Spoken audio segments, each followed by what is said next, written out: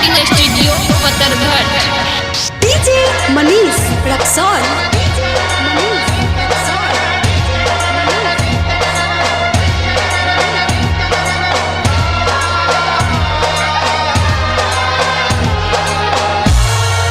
जाए गंजा तू अपना घरे कफन भेजा तू दिहा।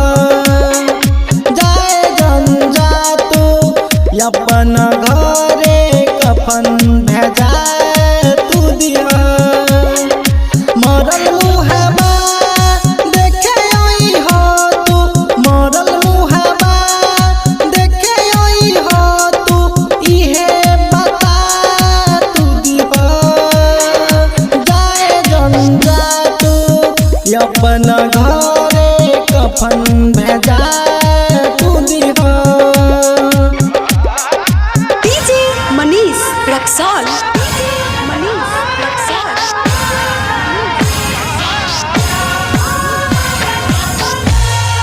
वादा कैले रहलू जियब साथ तोहर साथ जनम, तब कहे दे के गइलू दिलवा पे तू जखम।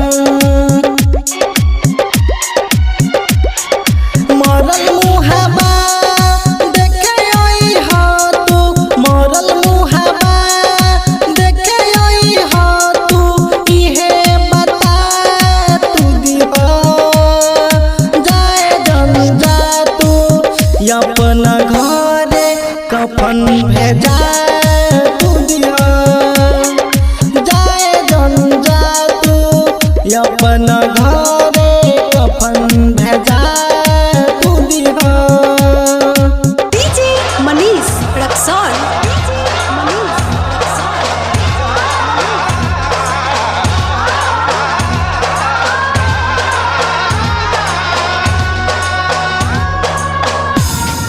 राइटर मिथुन त सोची के अब त मोरी हो, तोहरे जुदाई के गम में दिल खुश त जारी हो।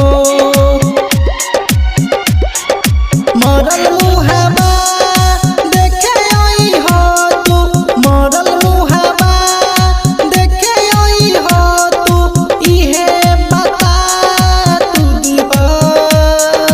जाए गंजा तू अपना घरे कफन भेजा तू दिहा।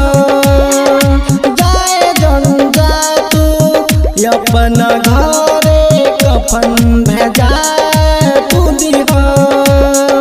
जनता रिकॉर्डिंग स्टूडियो पतरघट।